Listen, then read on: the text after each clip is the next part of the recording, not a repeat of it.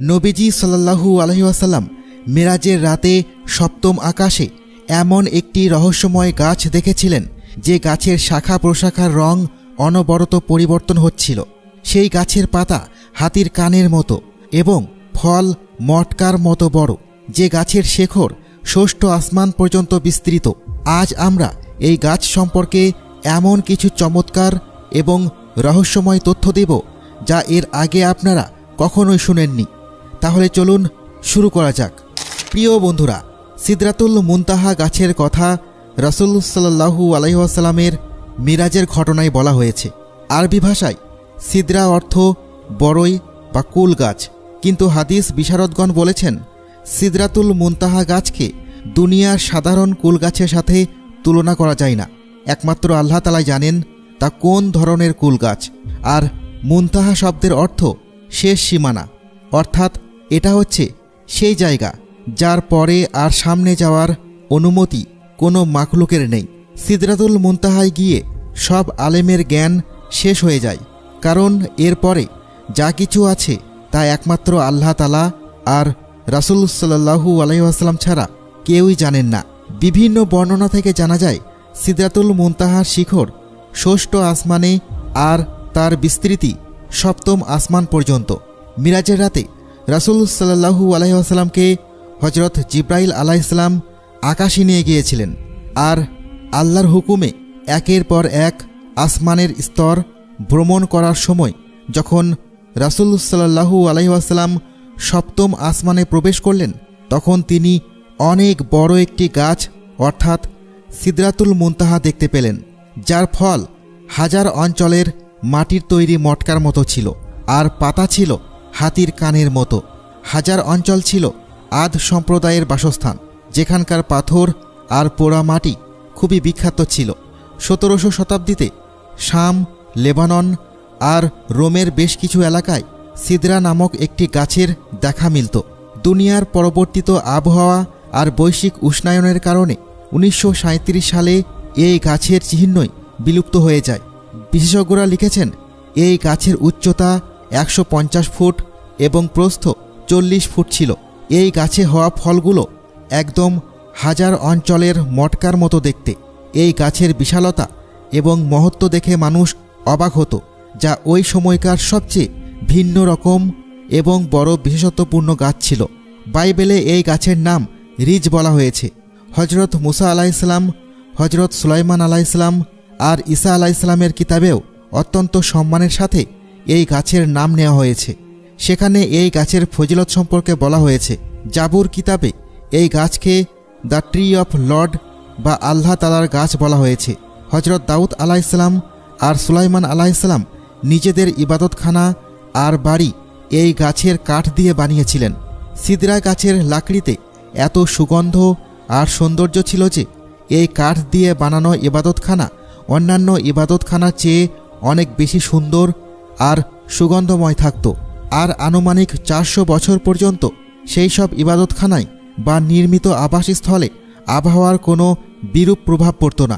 শাম, লেবানন আর ইউনান ছাড়াও এই গাছের অস্তিত্ব হিন্দুস্তানের হিমালয় প্রদেশেও পাওয়া গিয়েছে, যাকে হিন্দুরা দেবতার গাছ বলে ডাকত।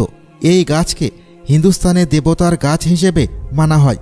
এই জন্য এই গাছের নাম দেবদার, যেখানে কিনা আরবের এলাকাসমূহে এই গাছকে ইজর বলা হতো।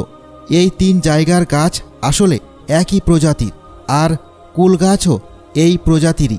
এজন্যই ইসলাম সহ অন্যান্য ধর্মীয় কিতাবে কুল গাছকে সিদরাতুল মুনতাহা বলা হয়েছে। পার্থক্য শুধু এতটুকুই যে সিদরা প্রাচীন যুগে বিভিন্ন এলাকায় খুবই বিখ্যাত আর মহত্বপূর্ণ গাছ ছিল। তবে অনেকে বলেন এটি কুল বা বড়ই গাছ নয়, এটি হলো বেরি ফলের গাছ। কিন্তু সিদরাতুল মুনতাহা যা সপ্তম আকাশে অবস্থিত রয়েছে তা দুনিয়ার সাধারণ কুল বা বেরি ফল গাছের মতো একেবারেই নয়। হজরত আবদুল্লাহ ইবনে মাসউদ রাদিয়াল্লাহু তাআলা আনহু বলেছেন, সিদরাতুল মুনতাহা ষষ্ঠ আসমানে রয়েছে। জমিন থেকে আসমানে যে সকল জিনিস যায় তা সিদরাতুল মুনতাহায় এসে থেমে যায়, তারপর তাদেরকে ফেরেশতাদের মাধ্যমে মুক্ত করা হয়। আর এভাবেই উপর থেকে নিচে আসা জিনিসগুলো সিদরাতুল মুনতাহায় এসে থেমে যায়। তারপর তাদেরকে নিচের আসমানে থাকা ফেরেশতারা মুক্ত করে দেয়। কিতাব বিশারদরা বলেছেন, সিদরাতুল মুনতাহার পাশাপাশি জান্নাতুল মাওয়া অবস্থিত রয়েছে, যা 7টি জান্নাতের মধ্যে অত্যন্ত গুরুত্বপূর্ণ, যেখানে কিয়ামতের পূর্বে শহীদদের আত্মাদেরকে অবস্থান দেওয়া হয়। সিদরাতুল মুনতাহার অন্যান্য বর্ণনা থেকে জানা যায়, এই গাছের প্রতিটি পাতায় একজন করে ফেরেশতা রয়েছেন, যারা সর্বদা আল্লাহ তাআলার জিকিরে মশগুল, আর তার পাতা এবং শাখা প্রশাখায় সবুজ রঙের পাখি বসে থাকে। অন্যান্য কিতাব লেখকরা লিখেছেন, ওই সবুজ পাখিরা আসলে রাসূলুল্লাহ সাল্লাল্লাহু আলাইহি ওয়াসাল্লামের সাহাবিগণ এবং অলি আউলিয়াদের রূহ। বলা হয়, সিদরাতুল মুনতাহার উচ্চতা 72 বছরের সফরের সময়কাল লম্বা, আর এই গাছের ছায়া সর্বোচ্চ দ্রুতগামী যানে পার হতে 100 বছর সময় লাগে। নবী করিম সাল্লাল্লাহু আলাইহি ওয়াসাল্লাম বলেছেন, সিদরাতুল মুনতাহার পাদদেশ থেকে 4টি ঝর্ণাধারা প্রবাহমান। 2টি ঝর্ণা বাহিরে মানে পৃথিবীর দিকে, আর 2টি ঝর্ণা ভিতরে প্রবাহিত। পৃথিবীতে প্রবাহিত ঝর্ণা দুটির একটি ফোরাত নদীর সাথে ও অপরটি নীল নদের সাথে মিলিত হয়েছে। ভিতরে 2টি নহরের একটি হাউজে আল কাউসার, যা হাসরের মাঠের দিকে প্রবাহিত, ও অপরটি সালসাবিল বা জান্নাতুল মাওয়ার দিকে প্রবাহিত। মিরাজের রাতে ওই 4টি ঝর্ণা দেখার পর রাসূলুল্লাহ সাল্লাল্লাহু আলাইহি ওয়াসাল্লাম জিব্রাইল আলাইহিস সালামকে প্রশ্ন করেছিলেন, ওহে জিব্রাইল, এই 4টি ঝর্ণা কোথা থেকে প্রবাহিত হচ্ছে? তখন জিব্রাইল আলাইহিস সালাম বললেন, বাহিরের ঝর্ণা দুটি দুনিয়াতে যায়, আর ভেতরের দিকে প্রবাহিত ঝর্ণা দুটি সরাসরি জান্নাতে মিলিত হয়। আর পৃথিবীতে প্রবাহিত হওয়া সেই ঝর্ণা দুটি হল বর্তমানকালের নীলনদ এবং ফোরাত নদী। কিন্তু এখন প্রশ্ন হচ্ছে, এই যে সিদরাতুল মুনতাহা থেকে বেয়ে আসা পানি নীলনদ আর ফোরাত নদীর রূপে আমাদের এই পৃথিবীতে কিভাবে প্রবাহিত হচ্ছে? আমাদের এই পৃথিবীতে পানির অস্তিত্ব কোথা থেকে এসেছিল তা বরাবরই বিজ্ঞানীদের জন্য একটি অমীমাংসিত রহস্য হিসেবে রয়ে গেছে। কিছু কিছু বিজ্ঞানীদের মতে পৃথিবীতে পানির অস্তিত্ব সেদিন থেকেই রয়েছে যেদিন থেকে পৃথিবী সৃষ্টি হয়েছে, যেখানে কিনা অনেক বছর আগে হওয়া একটি গবেষণাতে বলা হয়েছিল যে হয়তো পৃথিবীতে পানি আজ থেকে অনেক বছর আগে পানি সমৃদ্ধ কোনো বস্তু থেকে এসেছে, যা কোটি কোটি বছর ধরে গ্রহের সাথে সংঘর্ষ করেছে। এই বস্তুগুলির মধ্যে রয়েছে গ্রহাণু এবং ধূমকেতু, আর কোটি কোটি বর্ষ ধরে এই পানি পৃথিবীতে রয়েছে। এখন প্রশ্ন হচ্ছে যে সেই ধূমকেতু যা কোটি কোটি বর্ষ পূর্বে এই পৃথিবীতে পড়েছিল আর পানির উৎস সৃষ্টি করেছিল, তা কি সেখান থেকে এসেছিল যেখানে সিদরাতুল মুনতাহা অবস্থিত?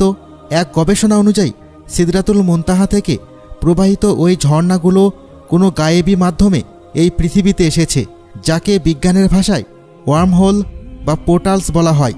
এটা হচ্ছে সেই রাস্তা যার মাধ্যমে আমরা লক্ষ কোটি বছর দূরে কোনো এক জায়গায় একটি অদৃশ্য দরজার মাধ্যমেই সেকেন্ডের মধ্যেই পৌঁছে যেতে পারি। তাই ধারণা করা হয় ওই ঝর্ণাগুলিকে পৃথিবীতে নিয়ে আসার জন্য আল্লাহ তাআলার হুকুমে সেই গায়েবী পথ অবলম্বন করা হয়েছে। কুরআন মাজিদের আল মারিজ নামক একটি সূরা রয়েছে, যার অর্থ হচ্ছে সিঁড়ি বা আসমানে যাওয়ার রাস্তা, অর্থাৎ এরকম কোনো রাস্তা যা এই পৃথিবীকে অন্য জগতের সাথে সংযুক্ত করেছে। যেমনটা আল্লাহ তাআলা সূরা মারিজে বলেছেন যে আল্লাহর পক্ষ হতে এটি হচ্ছে এমন এক রাস্তা যার মধ্য দিয়ে কেবলমাত্র মানুষের আত্মারা আর ফেরেশতারাই যাতায়াত করতে পারে, যাতে করে তারা উপরে উঠে যেতে পারে। আসলে এই রাস্তায় কি সেই রাস্তা যার মাধ্যমে সরাসরি আসমান থেকে নীল নদী আর ফোরাত নদীর পানি প্রবাহিত হয়? প্রিয় বন্ধুরা, আপনার মতে কি বলে তা অবশ্যই আমাদের কমেন্ট করতে ভুলবেন না।